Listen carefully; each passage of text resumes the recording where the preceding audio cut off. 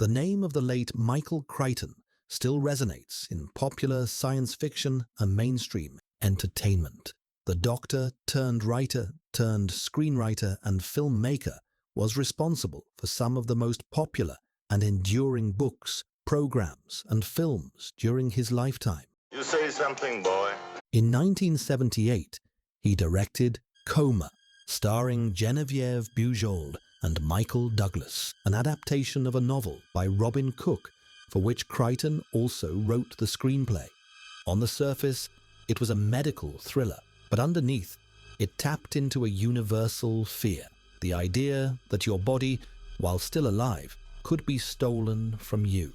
In Coma, patients go under anesthesia for routine surgeries and never wake up. Behind this epidemic lies a conspiracy. Hospitals are deliberately inducing comas, keeping victims alive in secret facilities and harvesting their organs for profit. It's a chilling idea, one that feels disturbingly plausible, and it places Coma at the center of a much larger story, the evolution of organ theft narratives in film, folklore, and culture. The paranoia of the 1970s. The 1970s were an era of conspiracy. After Watergate, Vietnam, people didn't trust their government, or any institution, really. Skepticism, mistrust of government motives played on loop in counterculture and showed up in movies like The Parallax View, The Devils, All the President's Men, and Marathon Man. Coma fits perfectly into this wave of paranoia cinema, except here, the betrayal doesn't come from politicians or corporations. It comes from doctors, the very people we're supposed to trust with our lives. Crichton himself was a trained physician, and that medical background gives the film its terrifying edge. This wasn't supernatural horror. There were no monsters, no ghosts, no vampires. The fear came from something scarier, the possibility that hospitals themselves, designed to heal, could become machines of evil exploitation. The origins of organ theft stories. Organ theft wasn't a new idea when Coma hit theaters. By the mid-20th century, urban legends were already spreading about people waking up in bathtubs filled with ice, missing a kidney.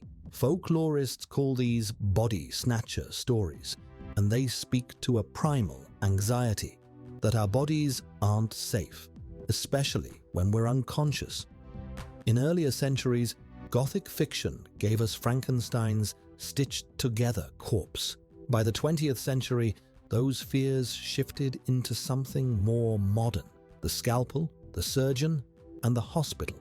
In short, Coma didn't invent the fear of organ theft, but it gave that fear its most cinematic and most systemic expression.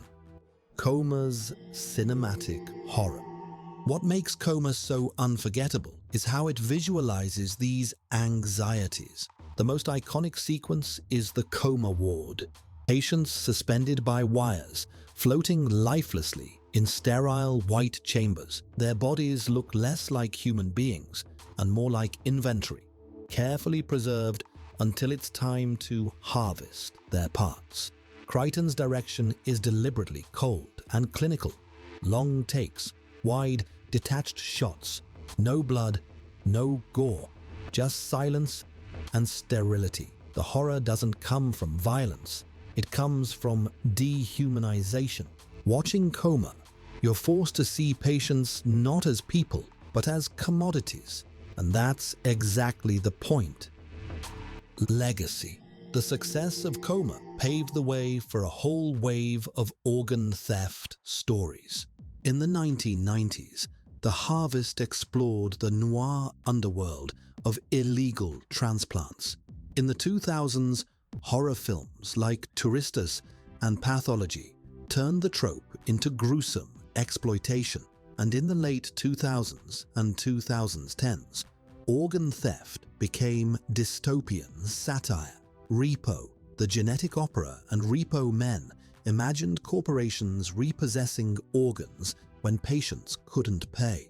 The organ harvesting theme has appeared in hit shows like Squid Game and the popular Max Payne video franchise. In the third installment of the gritty noir third-person shooter, Max struggles to disentangle himself from the seedy Brazilian underworld, complete with favelas and organ traffickers. What have you been doing? Perhaps inspired by real life. In April this year, a Brazilian doctor was sentenced to over 21 years in prison. Jordan Peele's 2017 hit Get Out takes the concept further, shifting from organ theft to body theft, where black people are literally appropriated by wealthy white elites. Across genres, noir, horror, dystopia, social satire, the core fear is the same: that our bodies are not entirely ours. At its heart, Coma is about more than just stolen organs. It's about systems that reduce people to resources. The hospital conspiracy isn't driven by sadism or madness or even revenge. It's driven by profit. Patients are inventory.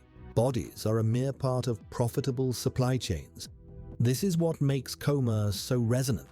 The film transforms a campfire urban legend, the kidney in the ice bath story, into a critique of medicine for profit and trust in institutions. Decades later, it still hits close to home. We still hear news stories about illegal organ trafficking. We still debate whether healthcare systems put profit above patients. Coma took a pulp concept and turned it into something systemic. Over 40 years later, Coma still feels relevant because it taps into timeless fears. The fear of losing control over our bodies, the fear of betrayal by people and institutions we're supposed to trust, the fear that even our flesh can become a commodity. That's why organ theft continues to fascinate filmmakers, from gritty thrillers to absurd musicals. The idea that our most intimate possession, our own body, might not belong to us is horror at its most existential. Conclusion: Coma isn't just a relic of 1970s paranoia. It's the blueprint for every organ theft story that came after. And it still reminds us that sometimes the scariest villains aren't monsters or mad scientists. They're the institutions we trust the most. So what do you think? Is Coma the ultimate organ theft film? Or have later movies taken the idea further or handled the subject matter better? Drop your thoughts in the comments. And if you enjoyed this deep dive into cinematic medical horror, don't forget to like and subscribe for more.